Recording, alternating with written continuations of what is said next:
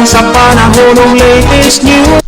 Dahil sa itong linya ang Pag-asa Mactan, pinagi ni Sir Jomar Eclarino. Sir Jomar, good morning. Yes, so good morning sa tanan ug sa atong tanan tigpaminaw kini atong latest weather update karong adlaw. Amihan or northeast monsoon taday naka-apekto sa northern Luzon ug ang shoreline kini ang panagtagpo ng buging init na hangin apekto naman sa central Luzon.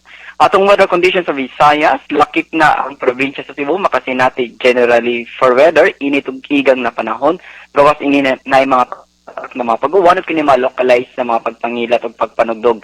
Pagdala kini usahay kusog na mga pag-ulan na posible ang flash floods or landslides, ilabi na sa mga identified na mga vulnerable areas. Ug padayon ta mag-monitor sa mga latest thunderstorm advisories, ilabi na ang mga hazards ng thunderstorms, sakit na diri ang kilat kining kusog o unos sa hangin, kusog na mga pag-ulan.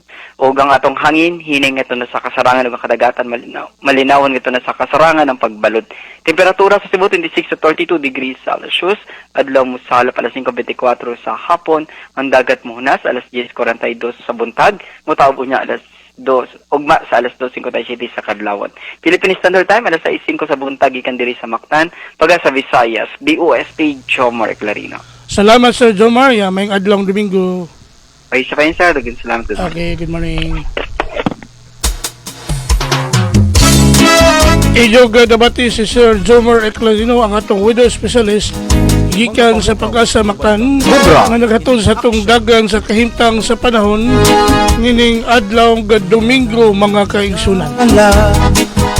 Salamat sa Pag-asa Mactan ug mayong buntag kaninyong tanan.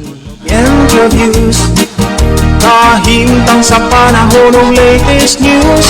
Balik-balikan sa TV stations, nagpawag-pauban kang kubra in action. Anong ka o paminaon, sa'yo sa kabuntago.